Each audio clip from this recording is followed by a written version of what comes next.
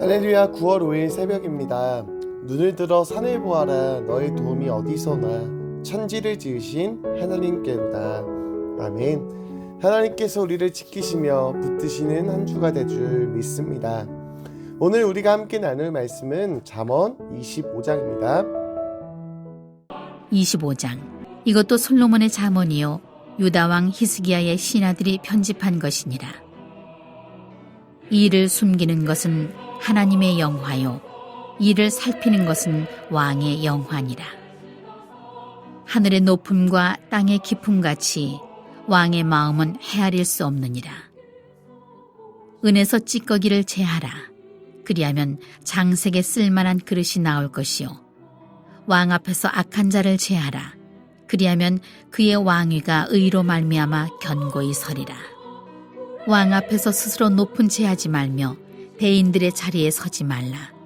이는 사람이 내게 이리로 올라오라고 말하는 것이 내 눈에 보이는 귀인 앞에서 저리로 내려가라고 말하는 것보다 나음이니라.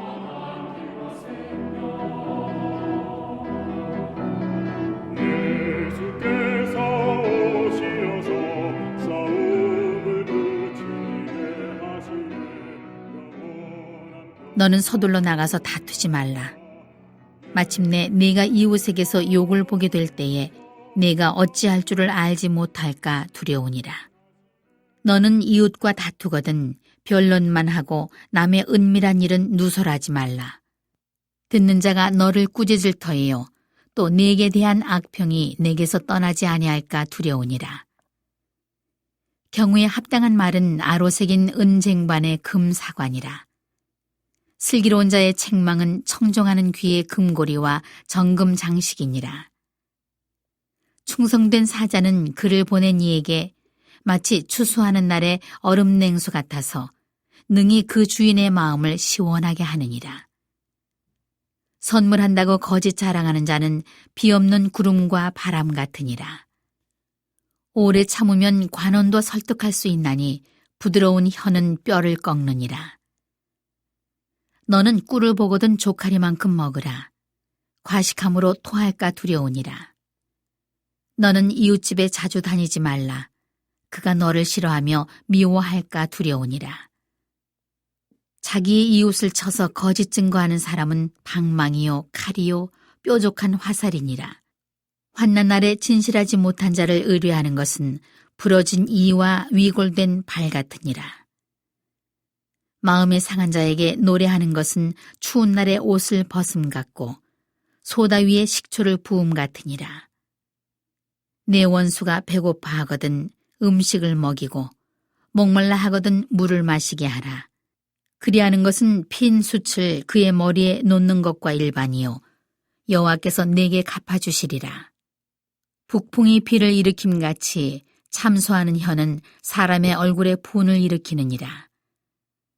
다투는 여인과 함께 큰 집에서 사는 것보다 움막에서 혼자 사는 것이 나으니라. 먼 땅에서 오는 좋은 기별은 목마른 사람에게 냉수와 같으니라. 의인이 악인 앞에 굴복하는 것은 우물이 흐려짐과 샘이 더러워짐과 같으니라. 꿀을 많이 먹는 것이 좋지 못하고 자기의 영예를 구하는 것이 헛되니라. 자기의 마음을 제어하지 아니하는 자는 성읍이 무너지고 성벽이 없는 것과 같으니라.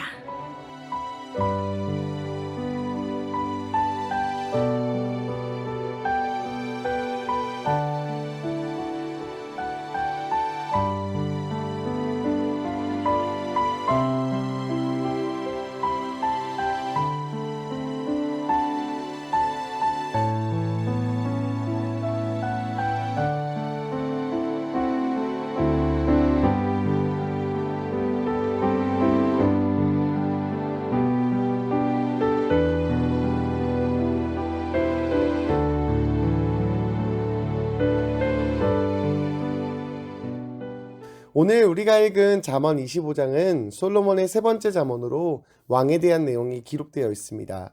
우리 잠언 25장 2절 말씀을 다시 한번 읽어보겠습니다. 이를 숨기는 것은 하나님의 영화요 이를 살피는 것은 왕의 영화니라. 아멘. 하나님은 이 땅을 창조하신 창조주 하나님이십니다. 그런데 하나님은 신비롭게 창조하셨습니다.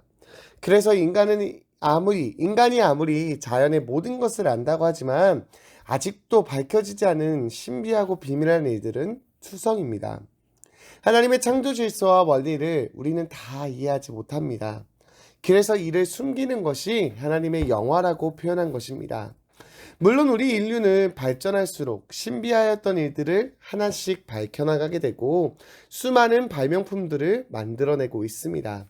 그래서 이를 살피는 것이 왕의 영화라고 표현한 것입니다. 그러나 3절 말씀에 보면 하늘의 높음과 땅의 깊음은 알 수 없듯이 왕의 마음은 헤아릴 수 없다고 합니다. 하늘의 높음과 땅의 깊음, 즉 하나님께서 창조하신 신비로운 창조의 영역은 인간이 도달할 수 없고 이해할 수도 없다는 것입니다. 인간으로서는 한계를 지닌 것입니다. 그리고 왕의 마음도 알 수 없기에 신하는 왕의 마음을 이해하기 위하여 노력해야 함을 이야기합니다. 우리는 이 말씀을 통하여서 하나님께서 이 세상을 신비롭게 창조하셨음을 기억하고 모든 것을 아는 듯한 교만함이 아니라 겸손히 하나님께서 창조하신 신비로움을 찬양하며 영광 돌려야 할 줄 믿습니다. 그럴 때 하나님의 신비가 우리 삶의 역사함으로 다가오게 될 줄 믿습니다. 이후 4절 후반절에서 15절까지는 신하들을 위한 잠언입니다. 신하들이 가져야 할 태도에 대해서 이야기합니다. 먼저 4절과 7절은 왕 앞에서 신하가 해야 할 일들을 이야기합니다. 우리 4절과 5절 말씀 함께 읽어보겠습니다. 은에서 찌꺼기를 제하라. 그리하면 장색에 쓸만한 그릇이 나올 것이요 왕 앞에서 악한 자를 제하라. 그리하면 그의 왕위가 의로 말미암아 견고히 서리라. 아멘. 4절에 보면 찌꺼기를, 5절에서는 악한 자를 제하라고 합니다. 즉 불순물을 제거하라는 것입니다. 우리 안에도 이러한 불순물들이 있습니다. 죄로 인한 쓴뿌리들이 남아 있습니다.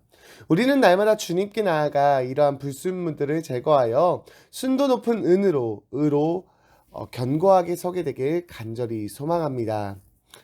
이후 6절과 7절에서는 신하들이 가져야 할 겸손의 미덕을 이야기하고, 그리고 8절에서 10절은 다툼에 대해서 설명합니다. 그리고 11절과 15절에서는 신하가 갖추어야 할 자질에 대해서 언급하는데, 우리 15절 말씀 함께 읽어보겠습니다. 오래 참으면 관원도 설득할 수 있나니 부드러운 혀는 뼈를 꺾느니라. 아멘. 신하가 갖추어야 할 자질을 한마디로 정리하면 언변력입니다. 부드러운 혀를 가지라는 것입니다. 자신을 과시하거나 우쭐대는 자는 오래 갈 수 없습니다. 부드러운 혀가 말의 부드러움이 인내와 결합할 때 진가를 발휘하게 됩니다. 이러한 언변이 신하가 갖추어야 할 자질입니다. 16절 이후부터는 일상적인 삶의 지혜에 대해서 이야기합니다. 각각의 주제의 잠언들이 기록되어 있습니다. 16절에서 17절에 보면 꿀과 이웃집 이야기가 나오는데, 아무리 맛있는 꿀이라도, 아무리 마음이 잘 맞는 이웃이라도 너무 많이 먹으면 독이 될 수 있고 너무 자주 만나면 좋지 않게 된다는 잠언입니다. 과유불급이라는 사자성어가 있습니다. 지나친 것은 미치지 못한 것과 같다는 뜻입니다. 이것이 이 세상을 살아가는 지혜입니다. 이것을 기억하시기 바랍니다. 다음 19절 말씀도 함께 읽어보겠습니다. 환난날에 진실하지 못한 자를 의뢰하는 것은 부러진 이와 위골된 발 같으니라. 아멘. 오늘 말씀은 믿는 도끼의 발등을 찍힌다는 속담과 같은 의미일 수 있습니다. 정말 믿었던 사람인데 환난날이 되어보니 부러진 이였고 위골된 발이어서 의지할 수 없게 되었다는 것입니다. 제가 결혼하기 전에 어떤 분이 저에게 이런 이야기를 해주었습니다. 내가 정말 어떤 여자랑 결혼하고자 한다면 같이 등산을 꼭 해보라고 하였습니다. 사람은 기쁘고 한가할 때는 사람의 그 진면목이 드러나지 않습니다. 그 모습을 숨길 수 있습니다. 그러나 환난날이 닥치면, 어려운 일이 닥쳐오면 그 사람의 진짜 모습이 나타나게 됩니다. 우리에게는 환난의 때가 되어도 변하지 않고 신년을 지키는 자가 우리에게 필요합니다. 어떻게 하여야 그럼 이러한 자들을 사귈 수 있을까요? 겁묵자학이라는 말이 있습니다. 다른 말로 끼리끼리라고 합니다. 내가 이러한 사람을 만나고자 한다면 내가 먼저 그러한 사람이 되면 됩니다. 내가 먼저 환난 날에도 변하지 않는 진실한 자가 될 때 그러한 진실한 친구들을 사귀게 된다는 것입니다. 이 말씀을 기억하시고 이러한 자가 되기에 힘쓰는 저와 여러분들이 되시길 소망합니다. 다음은 23절 말씀을 함께 읽어보겠습니다. 북풍이 비를 일으킴 같이 참소하는 혀는 사람의 얼굴에 분을 일으키느니라. 아멘. 여기서 북풍은 예고 없이 갑자기 나타나는 비바람을 의미합니다. 갑자기 불어오는 비바람은 많은 피해를 불러옵니다. 지금 우리는 태풍이 다가온다는 소식으로 전 국민이 두려워하고 있습니다. 더욱이 지금 오는 이 태풍은 가을 태풍으로 늦은 태풍이기에 큰 위협을 가할 수 있기에 더욱 긴장하고 있는 것입니다. 이러한 태풍이 지나간 곳은 모든 것을 핥히고 지나갑니다. 태풍이 지나간 곳에는 상처와 아픔, 고통과 절망이 남게 됩니다. 그래서 우리는 긴장하는 것입니다. 그런데 태풍이 이렇듯이 우리들의 혀도 이렇게 상처를 준다는 것입니다. 참소하는 혀는 사람의 얼굴에 분을 일으킨다고 잠언은 우리에게 이야기합니다. 우리들의 혀가 태풍이 핥히고 가듯이 상대방에게 상처를 주고 핥히고 있지 않은지를 돌이켜 보아야 합니다. 상처를 주는 말이 아닌 사랑의 혀로, 사랑의 말로, 살리는 말로, 세우는 말로, 회복시키는 말을 하며 이 땅을 사랑으로 세워가는 저와 여러분들 되시기를 주님의 이름으로 축원합니다. 그럴 때 우리들을 통해 우리 주변이 사랑으로 충만하게 될 줄 믿습니다. 오늘 삶의 자리에서 이 말씀을 기억하여 사랑의 말을 꼭 건네시기 바랍니다. 마지막으로 28절 말씀 함께 읽어보겠습니다. 자기 마음을 제어하지 아니하는 자는 성읍이 무너지고 성벽이 없는 것과 같으니라. 아멘. 이 말씀은 마음의 절제를 다룬 잠언입니다.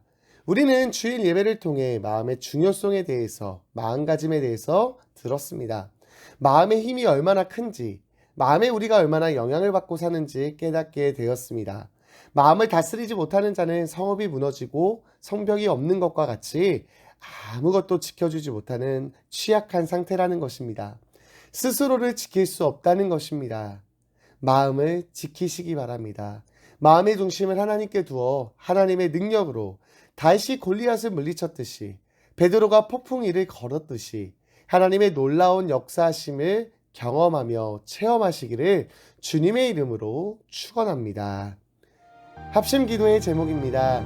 마음의 중심을 하나님께 두어 마음을 다스리며 승리하는 삶, 역사하는 삶을 살아가게 하옵소서. 후반기 사역에 풍성한 열매를 맺게 하시고 하나님 말씀 안에서 서로 소통하고 권면하는 가정이 되게 하옵소서. 영혼이 잘된 같이 범사가 잘되고 강건하게 하옵소서. 모든 성도들의 가정과 일터에 하나님의 복이 넘치게 하옵소서. 우리 이러한 기도 제목 가지고 합심하여 기도하겠습니다. 은혜와 사랑이 풍성하신 하나님 아버지 고맙고 감사합니다. 오늘 이 새벽에 주님의 새벽을 깨워 하나님의 말씀을 듣게 하시니 감사합니다. 주신 말씀 기억하며 주신 말씀대로 살아가는 우리들이 되도록 축복하여 주옵소서. 하나님 우리 마음의 중심을 하나님께 두게 하여 주옵소서. 우리의 마음을 다스리며 우리 마음을 하나님을 믿는 믿음으로 나아가 하나님 승리하는 삶, 역사하는 삶, 하나님의 놀라운 기적을 경험하는 삶을 살아갈 수 있도록 주님 인도하여 주시옵소서. 하나님 후반기 사역을 시작하게 하시니 감사합니다. 풍성한 열매를 맺게 하시고 하나님의 말씀 안에 서로 소통하며 건면하며 하나님의 놀라운 은혜와 복을 누리는 사랑을 누리는 우리 모든 가정들이 되도록 주님 축복하시고 함께하여 주시옵소서. 영혼이 잘된 같이 범사가 잘되고 강건하길 원합니다. 모든 우리 미아동교회 성도님들 지켜주시고 모든 성도들의 가정과 일터에 하나님의 복으로 채워 주옵소서. 태풍이 올라오고 있습니다. 하나님 우리 모든 가정들 지켜주시고 교회를 지켜주시며 안전 가운데 가도록 주님께서 함께하여 주시옵소서. 감사합니다. 예수님의 이름으로 기도드렸습니다. 아멘.